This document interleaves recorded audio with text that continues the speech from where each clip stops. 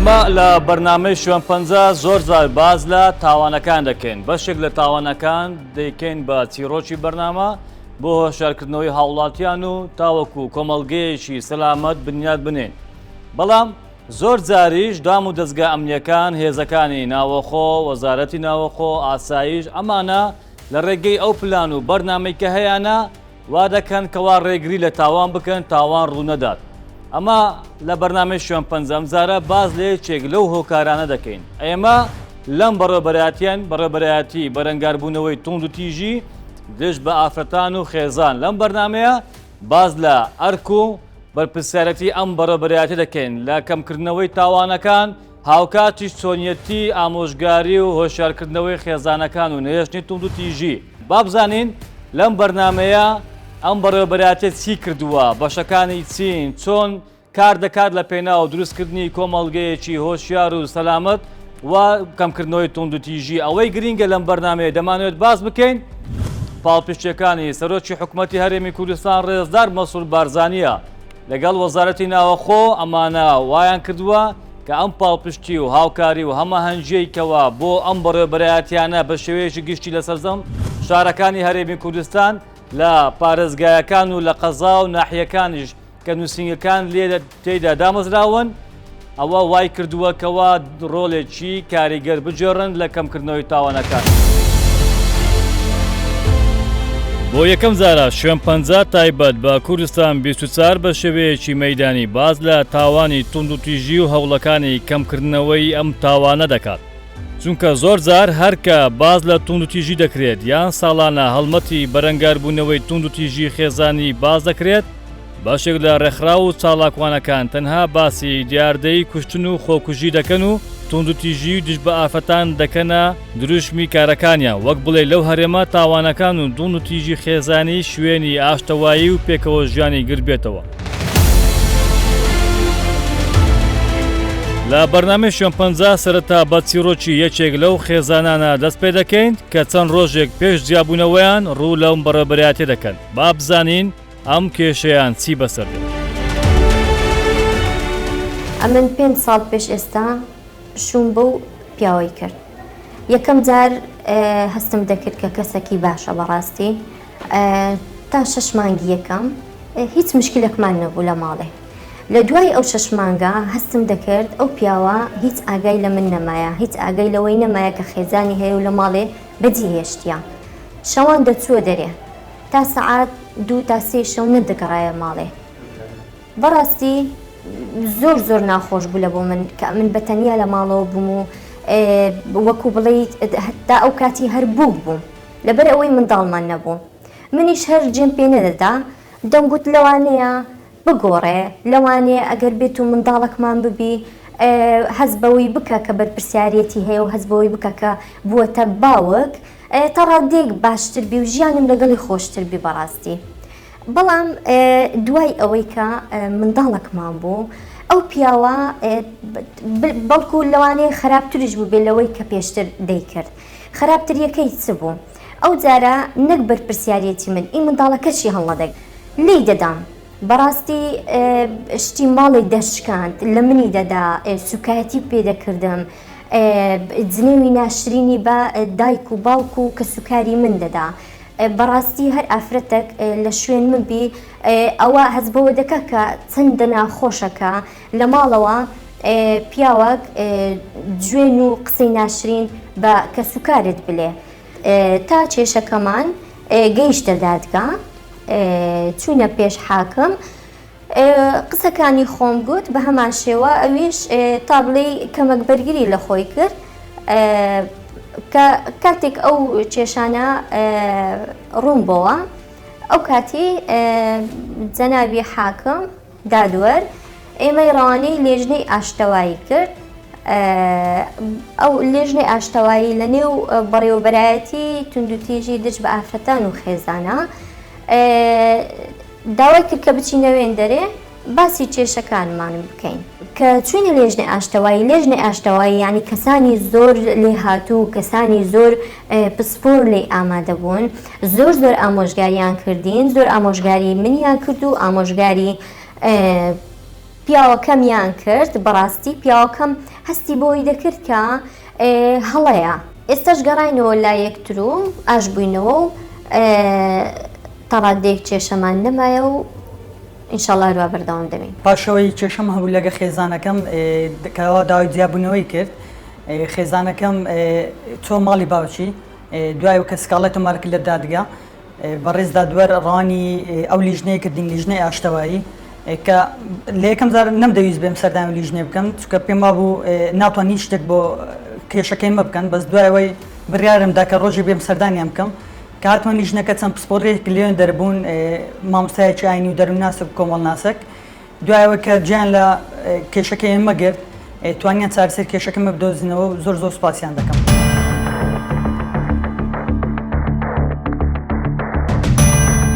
لە بەرنامەی شۆمپەنجە دەمانوێت بزانین حکومەت و وەزارەتی ناوەخۆ و بەڕێبەرایەتەکانی بەرەنگاربوونەوەی توند و تیژی خێزانی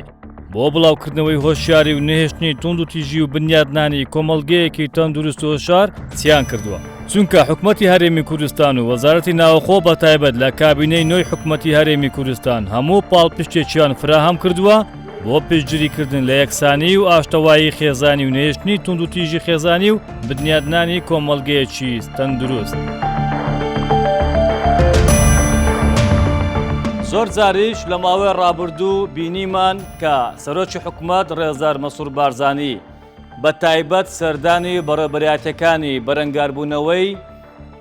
توند و تیژی دژ بە ئافرەتان و خێزانی کرد و ڕایگەیان پێویستە پاڵپشتی ئەو کەسانە بکرێت و سیتر هەوڵ نەدر بە بیانووی شەڕەف ئیدی ئەو ئافرەتانە هەڕەشیان لێ بکرێت و یان ئەوانەی کە تووشی کێشە دەبن. ئەم پاڵپشتیەی سەرۆکی حکومەت وەزارەتی ناوەخۆ وای کردکەوە ئەم بەڕێبەرایەتیانە چاڵاکتر بن و کاریگەرتر بن لە چارەسەرکردنی کێشەکان. هەموو هەوڵێکی ئەم بەڕێبەرایەتیانە ئەوەیە دەڵێن ئێمە دەمان ئەو کۆمەلگانە ئەو خێزانە ئاشکەینەوە تۆنتیژی نەمینێت.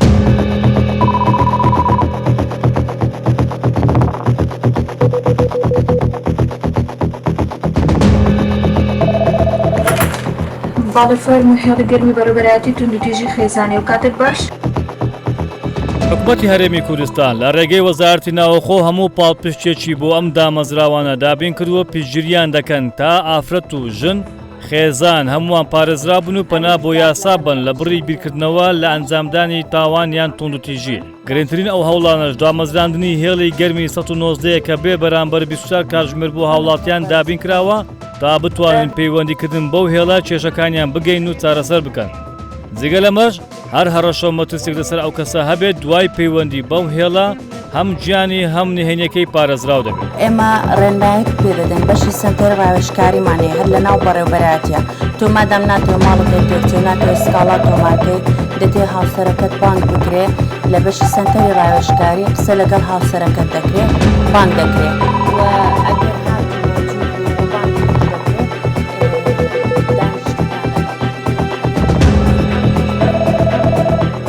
ئێمە لێرە زیاتر کار دەکەین لەسەر لایەنی دەرونی ئەو کەسێک کە پەیوەندی دەکا چکە ئەو کەسی پەیوەندی دەکا لە حاڵەتێکی زۆر ماندوو هیلاکە مەسەرەن لایەنی دەرونی زۆر ڕووخەوە لەبەر ئەو کارانە ئێمە یەکەم جار ئیش لەسەر ئەوە دەکەین ئەوجا ڕێنوێنی دەکەین بۆ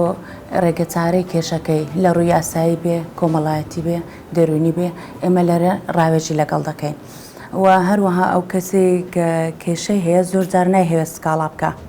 دەهەوێت کێشەکەی بە نهێنی چارەسەر بێ ئەمە بەشی سنتەری ڕاوێژکاریمان هەیە لەو حاڵەتەدا ئافرەتەکە بێت پیاوەکە بێ بانکێش دەکرێت بۆ بەشی سنتەری ڕاوێژکاری لەوێ بە نهێنی کێشەکەی بۆ چارەسەر دەکرێت و ئێمە زیاتر ئامانجمان ئەوەیە کەمکردنەوەی کێشە و سکاڵا بێ زیاتر بە ڕێگەی ئاشتیانە کێشەکان چارەسەر بکەین و ئێرە پارێزراوە یعنی نهێنیەکان پارێزراون لێرە.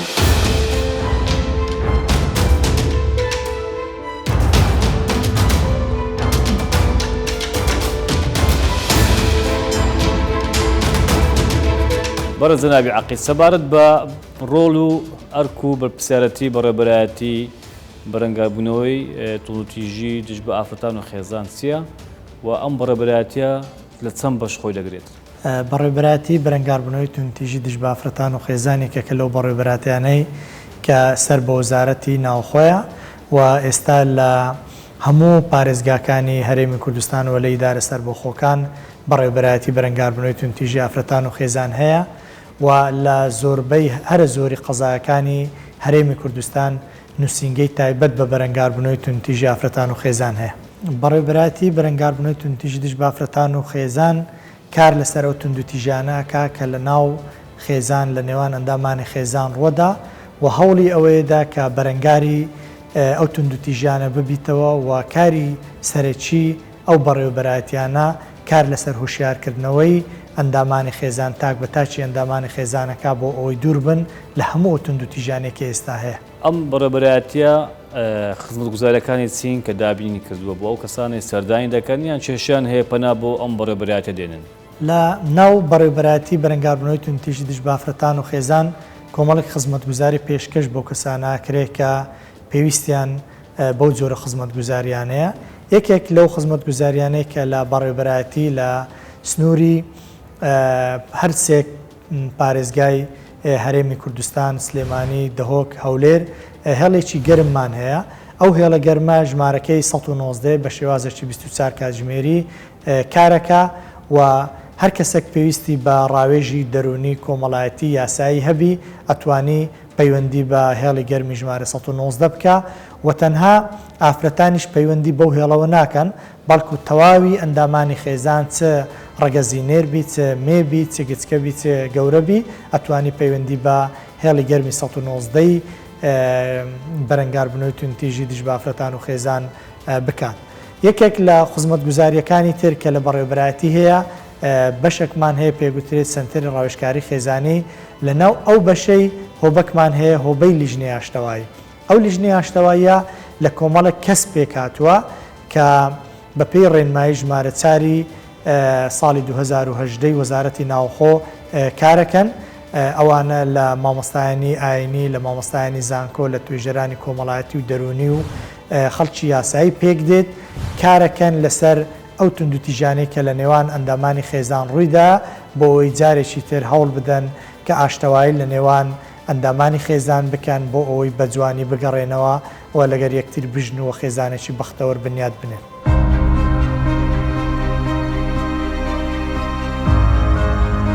عزیزان هێژایان لەسەر فریکوێنسی 101.9 لە دەنگی یەکسان لەگەڵ ئێوەی هێژاداین.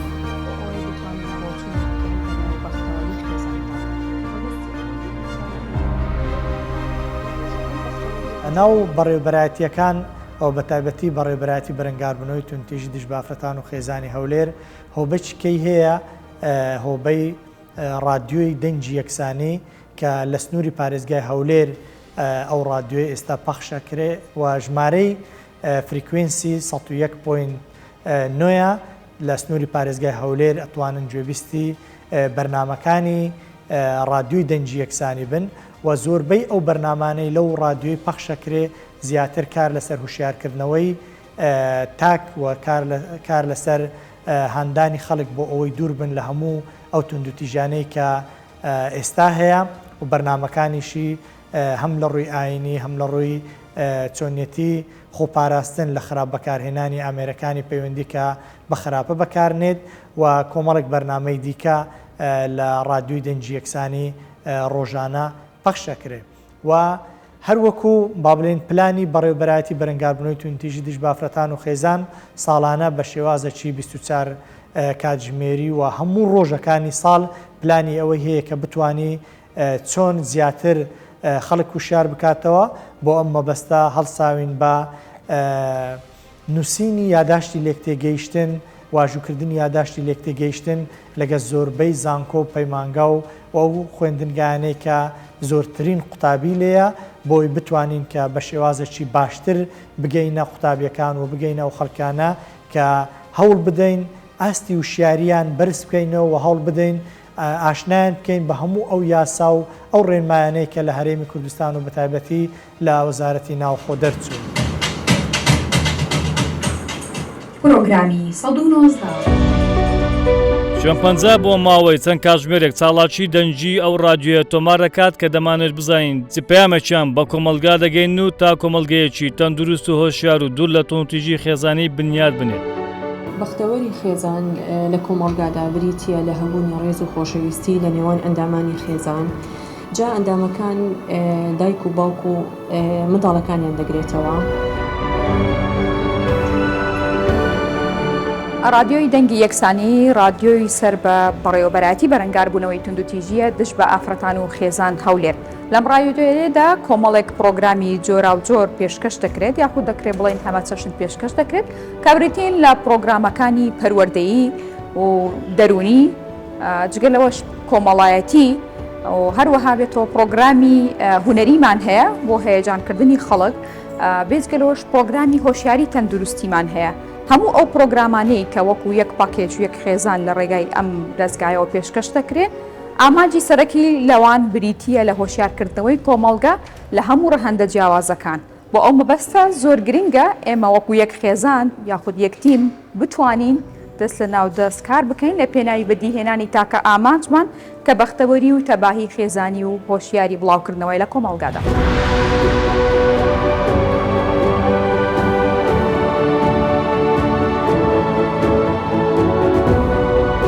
هەر لەگەڵ دەستپێکی ڕاگەیاندنی دەستبەکاربوونی کابینەی نوێمی حکوومەتی هەرێمی کوردستان بەڕێز جەنابی سەرۆک وەزیران ڕێزدار کاک مەسرور بارزانی ڕاستەوخۆ سەردانی بەڕێوەبەرایەتی بەرەنگاربوونەوەی توندوتیژی دژبافرەتان و خێزانی کرد و ڕێزدار وەزیری ناوخۆ جەنابی ڕێبەر ئەحمەد چەندین جار سەردانی بەڕێوەبەرایەتی بەرەنگاربوونەوەی توندوتیژی دژبافرەتان و خێزانی کرد ئەوە بوویتە هۆکارێک بۆ ئەوی خەڵک زیاتر متمانە بەو دەستگایە بۆ بەڕێوەبەرایەتی بکات و وەکو بەڕێوەبەرایەتیش بەڕاستی توانراوەکە چەندین کێشە چارەسەر بکرێت. ئەوانەی کە دێن لەم بەڕێوەبەرایەتە بۆ ئەوی بینەران ببینن چێن ئەوانە دێن لەم بەڕێوەبەرایەتە کێشەکانیان چارەسەر دەکرێن و لێرە ئەو بڵانس و هاوسەنجێ هەیە یعنی کاتێک کە پیاوەک کێشە دەبێت ئافرەتێک کێشە دەبێت لێرە چی بۆ دەکرێت؟ کاری ئەو بەڕێوەبەرایەتی بەرەنگاربوونەوەی توندوتیژی دژبافرەتان و خێزان کار لەسەر ئەو توندوتیژیانە ئەکا کە لە ناو خێزان ئەنجامەدرێت ئەوجا ئەو توندوتیژیە چ پیاو ئەنجامی بداوە چ ئافرەت ئەنجامی بدا هیچ جیاوازیەک نییە و وەکو بەڕێوەبەرایەتیش هیچ جیاوازیەک ناکە لە نێوان ڕەگەزی ئافرەت و لەگەڵ ڕەگەزی پیاو بەڵکو بە شێوازێکی یەکسانی دادپەروەرانە تەماشای کەیسەکانەکە و هەوڵەدا کە ئەو جۆر کەسانە باڵێن کێشەکانیان چارەسەر بکرێ و هەوڵ بدەین کە زۆرترین کێشە چارەسەر بکەین و بەختەوەری بگەڕینەوە ناو خێزانەکان. هێڵی گەرمی بەرەنگاربوونەوەی توندوتیژی ئافرەتان و خێزان لەگەڵا فەرموو بەڕێز. بەڵێ ئایا هیچ جار سەردانی بنکەیەکی تەندروستیت کردووە بۆ ئەوەی راپۆرتێکی پزیشکی ئامادە بکەین سەبارەت بەو لێدانە؟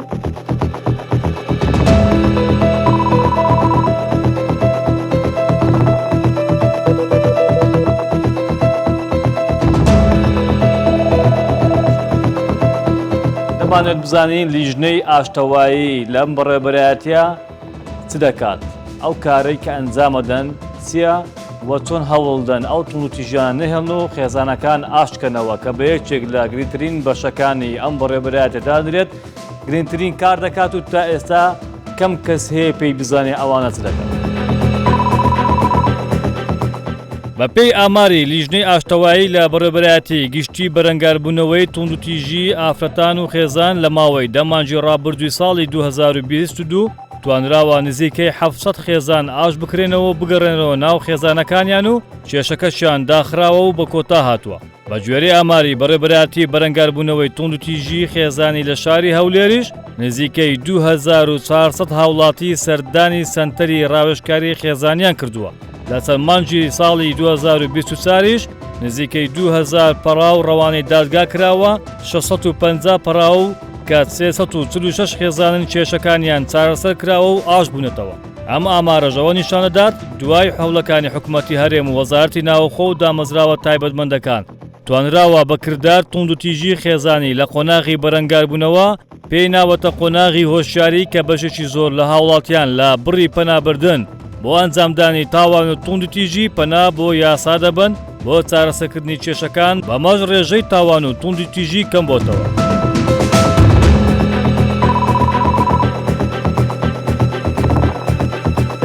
ئەوەی دێتە ئێرانە داک و خوشچینەیە باشە ئەوانش لەو تەمەنەی ئەنێوەمە بابین ئەگەر ئەمە وەکو کچی خۆمان تەماشاینەکەی نابیتن هەموو مافەکانی حەقی خۆیتی بەڵام بە هەڵەکردن بە ئیستیعجالکردن هەر تەلاق ئەوە حەل نابیتن کۆمەلگا تێک دەچیتن ئەو جەهەتاکتان دەکرێت دائیمەن لە سڵحی بن باشترە. وجودی لیژنەی ئاشتەوایی ئەوەیە کە کچە بە خۆی مەوجودە باشە ئەتو مەوجودی ئێستا ئەمە دەمانوێت کۆمەڵک یعنی ئەو داواکاریانەی کە ئەو کچە هەیتی ئەو قشکەمان هەیتی ئەو کچەمان هەیتی ئێمە بیکەینە لەو حەچی یاسایی و دەستکەوتێک لەبەوەی کە ئەو کچە بگەڕێتەوە ماڵی خۆی لەبەر ئەوە تکامان وایە ئەنی ئەو جارە دەرفەتێک دەنەمەوە لەوەی کە بتوانین زۆر بە شێوەیەکی خێراتر و باشتر یعنی ئەو عائیلە هەڵ نەبەشێتەوە بەڵکو پێک بێتەوە.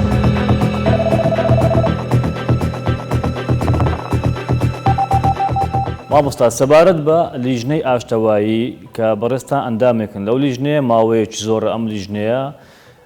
کۆمەڵێک کاری کردووە ڕەنگە کەم کەس بزانێ یان وەکو ناو کۆمەلگا خەڵک کەمتر بزانێ ئەو لیژنە بەو شێوە هەیە یان ئەو لیژنەیە چەند کاری کردیە کارەکانی چی بووە. پرسیاری من ئەوەیە ئەو لیژنەیە لە ناو بەڕێبەرایەتی بەرەنگاربوونەوەی توندوتیژی خێزانی هەولێر ئەم لیژنەیە ئەرچیسیە و چەندە گرینگە بۆ ئەوەی بتوانن ئەو کێشە و توند و تیژی و مەشاکیل و کێشانە هەیە چارەسەر بن. لێرانە ڕۆژانە ئێمە هەڵدەستین بە چارەسەرکردنی چەندەها کێشەی خێزانی ژن و پیاوێک دەگەڕێنەوە بۆ لای یەکتر پێیان دەڵێن شێوەی ژیان کووە چۆن لەگەڵ یەکتر بژین باسی ویان لەگەڵ دەکەین چۆن بتوان یەکتریان خۆش بێتن ئەو هەڵانەی کە کردیتیان پێشتر چۆن چارەسەری هەڵەکانیان بکەن. لێرانە زۆر کار دەکرێتن بەس بەشی ئاشتەوایی مابینی ژن و مرد نییە بەڵکو چەندەها کێشەی تری خێزانی چارەسەر دەکرێت و زاری وا دوو کەس کێشەیان دەبیتن کوڕ لەگەڵ باب کێشەی دەبیتن دایکێک لەگەڵ کچەکەی مشکلەی دەبیان دایک و کوڕێک مشکلەی دەبیتن لێرە ئێمە پشت بەخوابەستن قسەی خێریان بۆ دەکەین و وایان لێ دەکەن ئەو دوو بنە ماڵەیان ئەو دوو کەسە ئاسوودە بنەوە لەگەڵ یەکتر دەستی یەکتر بگرن بگەڕێنەوە ماڵی خۆیان بە خۆشی و بە شادی. زۆربەی ئەو حالەتانەی کە سەردانی بەڕێوەبەرایەتیەکەن و بەپێی بڕیاری دادووە ڕەوانەی لیژنەی ئاشتەواییەکرێن بەداخەوە سەرەتا ئەو با بڵێن دوو هاوسەرانە یاخود ئەو ئەندامانی خێزان پێش ئەوەی کە بێنە ناو بەڕێوەبەرایەتی کێشەکانیان زۆر قۆڵن و کێشەکانیان زۆر گەورەنە بەڵام دوای ئەوەی کە لەگەر لیژنەی ئاشتەوایی دانیشتن و پێشوازیەکی زۆر جوانیان لێکرا و ڕێنمایی تایبەت وەرەگرن لەو لیژنەی خۆشبەختانە ئەبیتە ئەوەی کە هەم دەرونیان ئارام ببیتەوە هەم بتوانن بە شێوازێکی جوان بگەڕێنەوە ناو ماڵەکانیان و کێشەکانیشان چارەسەر بکرێن.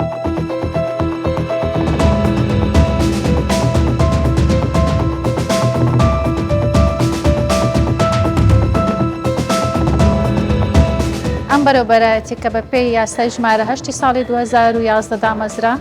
ئامانج لەم بەرەوبەرایەتی لە دامەزراندنی کارکردنە لەسەر کەسی خێزانی مەبەست لە خێزان هەموو تاقەکانی ناو خێزان ئەگرێتەوە ئەگەر ئەفرەت بێت یاخود پیا و تاوەکو پلە چوار کاریان بۆ دەکرێت و هەروەها ئەم بەرەوبەرایەتیە 5 نووسینگەی لێکۆڵینەوەمان هەیە کە تێدا لێکۆڵینەوە لەو کەسانە ئەکەن کە خێزانی لە ڕێگەی دادگاوە دواتر بە پێی مادە 5 هەمان ئەو یاسایە باسم کرد ئەم کەیسانە ڕەوانەی بەرەوبەراتیمان دەکرێت کە لێرانە لیژنەی ئاشتەواییمان هەیە لە ڕێگەی لیژنەی ئاشتەوایی گفتوگۆ لەبارەی کەسەکان ئەکرێت کە هەردوو گلایانی کەسەکان ئامادە ئەبن ئەم لیژنەیەش پێک هاتووە لە کەسانی شارەزا لە بوارەکانی دەرووناس و کۆمەڵناس و یاساناس و هەروەها مامۆستای ئاینی تێدایە. دوای ئەوەی هەردوو لایەنی کێشەکان گرفتی خێزانەکانیان دەخەنە ڕوو، دواتر لەلایەن لیژنەوە گفتوگۆی لەسەر دەکرێت ڕێگا چارەسەر و پێشنیاری گونجاویان دەخرێتە ڕوو بۆ ئەوەی بتواندرێت ئەو خێزانە هەردوو لایەنی خێزانیەکە ئاشتەوایی لە نێوانی ئەنجام بدێت. ئامانجی یەکەم لەم بەڕێوەبەرایەتی هەمیشە هەوڵمان داوە کە ئاشتەوایی بخەینە ناو خێزانەکانەوە، هەمیشە پێیان ڕادەگەێنین کە هەمیشە دوا بژاردەیان جیابوونەوەی بێ بیر لە جیابوونەوە بکەنەوە، هەمیشە هەبژاردەی یەکەمیان بە ئاشتەوایی بێ بۆ ئەوەی خێزانەکە پرتەوازە بێت و هەروەها لێکتر جیابوونەوە ڕوو نەدا بۆ ئەوی مناڵەکانیان بێنەوەی نەبن.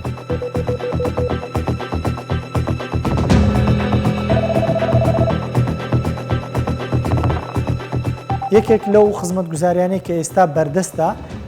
ئەپلیکیشنی سەیڤیوە بۆی هەر کەسێک پێویستی بیەتوانی ئەو ئەپە داببەزێنێ لەسەر مۆبایلەکانیان بۆەوەی سوودمەند بی لەو خزمەت گوزاریەی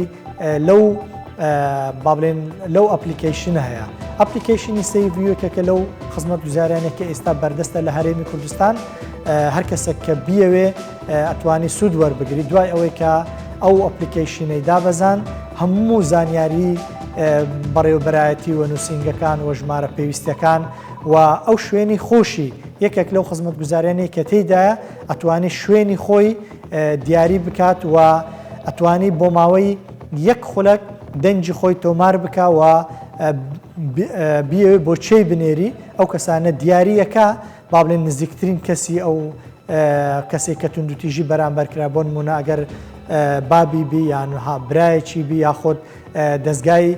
پەیوەندیدار بی ئەتوانی بۆ کەسانە بنێری بۆی دواتر وەکو بەڵگەیەک ئەو دەنگە بەکار بینی و بیباتە دادگاکان و کاتی ئەتوانی سکاڵای لەسەر تۆمار.